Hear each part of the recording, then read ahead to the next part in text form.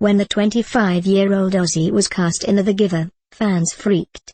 Thwaites addresses their concerns, all the while proving why he's one of Hollywood's fastest-rising stars.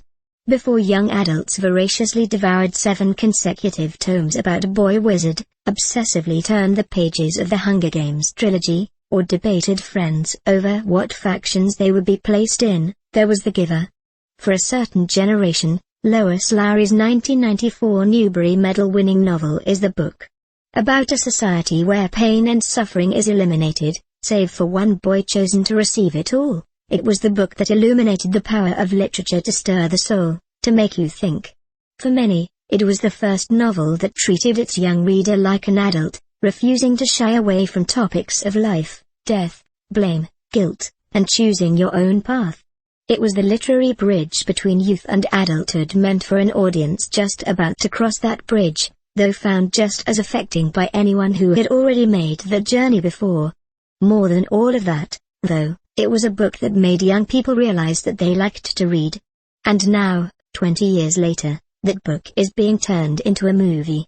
As we've learned in recent years with the casting of Daniel Radcliffe as Harry Potter or Jennifer Lawrence as Katniss Everdeen in film adaptations of wildly popular young adult books, hell hath no fury like an adolescent betrayed by Hollywood. As such, fans of The Giver were more than prepared to wield their 140-character pitchforks should the casting of the beloved central character, Jonas, defy their expectations. You can imagine their reaction, then, when 25-year-old Aussie heartthrob Brenton Thwaites was hired to play 12-year-old Jonas.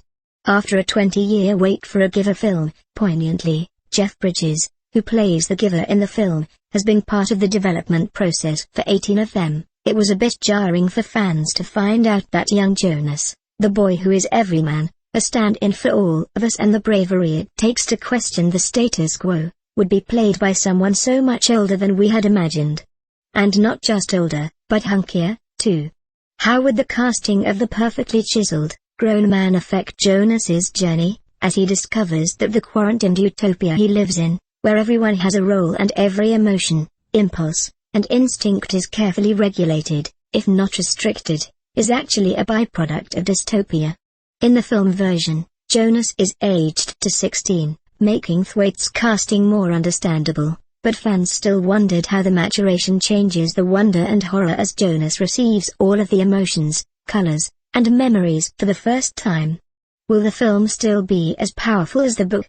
Thwaites, however, is quickly finding himself no stranger to intense scrutiny, and has already proven particularly graceful while handling it.